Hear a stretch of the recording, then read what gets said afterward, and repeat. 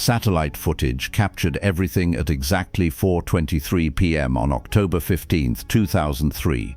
What was David Hasselhoff doing driving Kit directly into the path of California's deadliest wildfire? Why did the former Knight Rider star risk everything to save a group of strangers? How did a routine charity appearance turn into the most heroic rescue mission of the 21st century? This is the story of when television fantasy became life-saving reality, and what happened when one man and his car proved that heroes never really retire. It started that morning when David arrived at Pine Ridge Summer Camp in the San Bernardino Mountains for what should have been a simple charity visit. At 51, the former Knight Rider star was rebuilding his career after personal struggles, grateful for any opportunity to reconnect with fans and do something meaningful. The camp was hosting its annual Heroes Day for 50 underprivileged kids from Los Angeles, aged 8 to 16. David had brought Kit the original car from the TV series for photos and demonstrations. The kids were thrilled to meet their childhood hero and see the famous talking car up close. Mr. Hasselhoff asked 10-year-old Maria Santos, "Can Kit really drive by himself?" David smiled, kneeling down to her level. "Well, that was just television magic, sweetheart.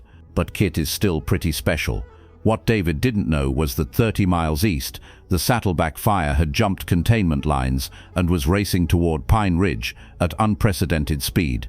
Fueled by 80mm Santa Ana winds and tinder-dry conditions from 5 years of drought, the fire was moving faster than anyone had predicted. At 2:15 p.m., Camp Director Susan Walsh received the first evacuation warning, but when she tried to start the camp's 2 buses, only one engine turned over. The other bus, carrying the camp's older children on a hiking trip, wasn't due back for 2 hours.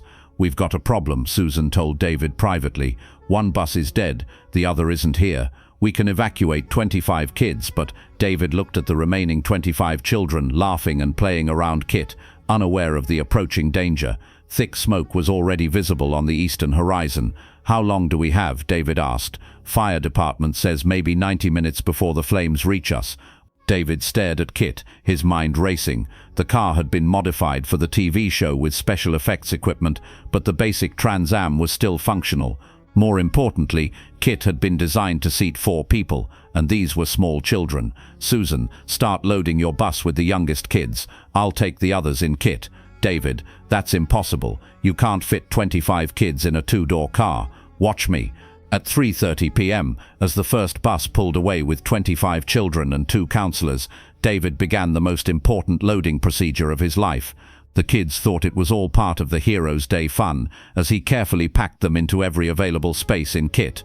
4 kids in the back seat, 3 more in the rear cargo area, 5 squeezed into the front passenger area, and incredibly, 8 more distributed throughout the car's interior. It defied every safety regulation ever written, but with the fire racing toward them at 40 mph, safety regulations seemed less important than survival. "This is so cool," yelled 12-year-old Tommy Martinez from the back seat. "We're really in Kit."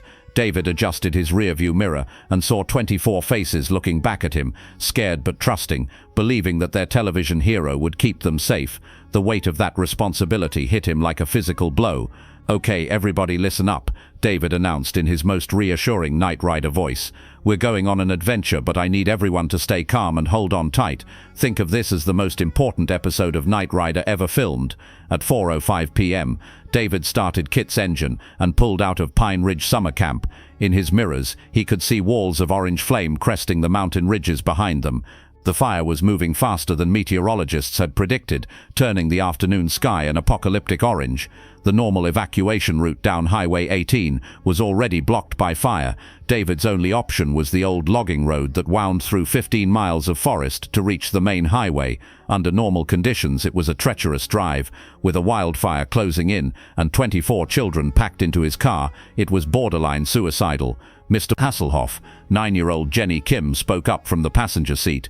"The sky is getting scary. I know, sweetheart, but Kit and I have been through worse than this. Haven't we, Kit?" Playing along with the fantasy that had sustained him through 4 seasons of television, David spoke to the car as if it could respond. "For the children's sake, and maybe for his own." "That's right, Michael," David said in Kit's voice, affecting the electronic tone he remembered from the show. "I'm monitoring fire patterns and calculating optimal escape routes." The kids giggled despite their fear. Even in mortal danger, David Hasselhoff was staying in character. At 4:15 p.m., they encountered their first wall of fire. Flames had jumped across the logging road 200 yards ahead, creating a tunnel of fire that would have to be driven through at maximum speed. "Everybody down, heads below window level," David shouted. He floored Kit's accelerator. The Trans Am shot forward into the flame tunnel, temperatures inside the car spiking to over 120 degrees. David held his breath as superheated air rushed through the vents. The car's paint began bubbling from heat exposure. For 15 seconds that felt like 15 minutes, they drove through hell itself. Then they emerged on the other side. Kit's exterior scorched, but the engine still running strong. "Is everyone okay?" David called out.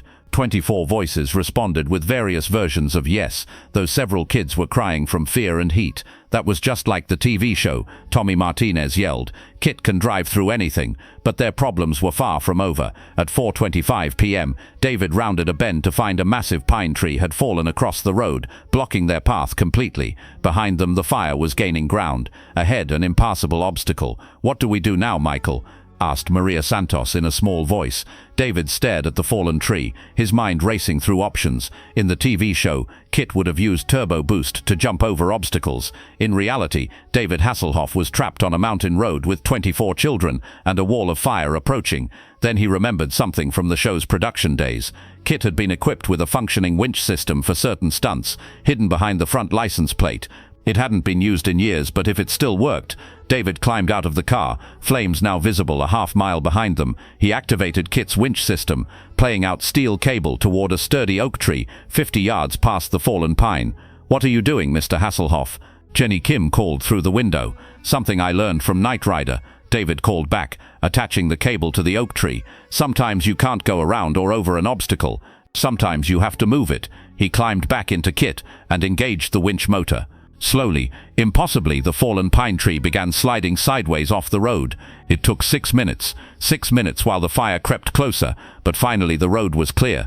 At 4:35 p.m. they were moving again, but now they faced an even deadlier challenge. The fire had circled around them, creating walls of flame on both sides of the road. They weren't just escaping the fire anymore, they were driving through the middle of it. "Mr. Hasselhoff," 11-year-old Carlos Rivera spoke up from the back. "Are we going to die?" David looked in his rearview mirror at 24 frightened faces. These kids had trusted him with their lives. They believed their childhood hero could save them.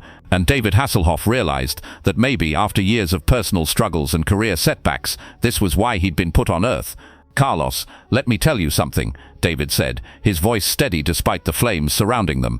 "Michael Knight never lost a case, and neither will David Hasselhoff." For the next 20 minutes, David drove Kit through an inferno that would have challenged the most experienced firefighters. Flames licked at the car's windows. Falling embers crashed onto the hood. The temperature inside reached 135 degrees. But David kept talking, kept playing the role of Michael Knight, kept the children believing that their television hero could conquer anything. He told stories about filming Knight Rider, sang songs from Baywatch, and maintained the fantasy that Kit was more than just a car, that together they were unstoppable. At 4:58 p.m., Kit's engine began overheating from heat exposure and the strain of carrying nearly twice its designed weight. Steam poured from under the hood. Warning lights flashed on the dashboard. "Come on, Kit," David whispered. "Just a little further. Don't quit on me now." As if responding to his plea, the car's engine found a second wind. They crested the final hill and saw the most beautiful sight imaginable, Highway 18 clear of fire, with emergency vehicles waiting. At 5:03 p.m., Kit rolled to a stop at the emergency checkpoint. David shut off the engine and sat for a moment, hands shaking from adrenaline and exhaustion.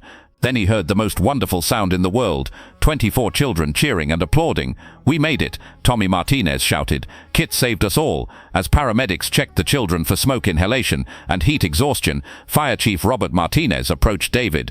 "Mr. Hasselhoff, what you did today, I've been fighting fires for 25 years, and I've never seen anything like it. Driving through that inferno with those kids, that was either the bravest or the craziest thing I've ever witnessed." David looked back at Kit, the car's black paint scorched and bubbling, the interior damaged from heat and overcrowding. But the car had done its job. They'd all made it out alive. "Chief," David replied, "sometimes the line between brave and crazy is thinner than you think." The story of David Hasselhoff's wildfire rescue made international news. Video footage from emergency helicopters showed Kit driving through walls of flame, looking exactly like a scene from Knight Rider, except this time it was real. All 24 children survived without serious injury. Kit required extensive restoration, but David insisted on repairing the car that had saved so many lives. 6 months later, David returned to Pine Ridge Summer Camp for the rebuilding ceremony. The camp had been completely destroyed by fire, but was being reconstructed with donations from around the world. Mr. Hasselhoff, Maria Santos, ran up to him. "Is Kit okay?" David smiled, gesturing to the restored Trans Am. "Kit's fine, sweetheart, and he wanted me to tell you something." David activated the car's speaker system and spoke in Kit's electronic voice. It was an honor to serve with such brave passengers. The children laughed and cheered, still believing in the magic of their childhood hero and his extraordinary car. Years later, when people asked David Hasselhoff about the Wildfire rescue, he would always say the same thing: "Sometimes life gives you a chance to be the hero you always played on TV." That day, Kit and I got to save lives for real, instead of just pretending. The rescue on October 15, 2003, lasted 40 minutes, but became the defining moment of David Hasselhoff's life. It proved that heroes aren't just characters on television. Sometimes they're real people who rise to extraordinary challenges when lives depend on them, and sometimes, when everything seems impossible, all you need is courage, determination, and a car that refuses to quit on you.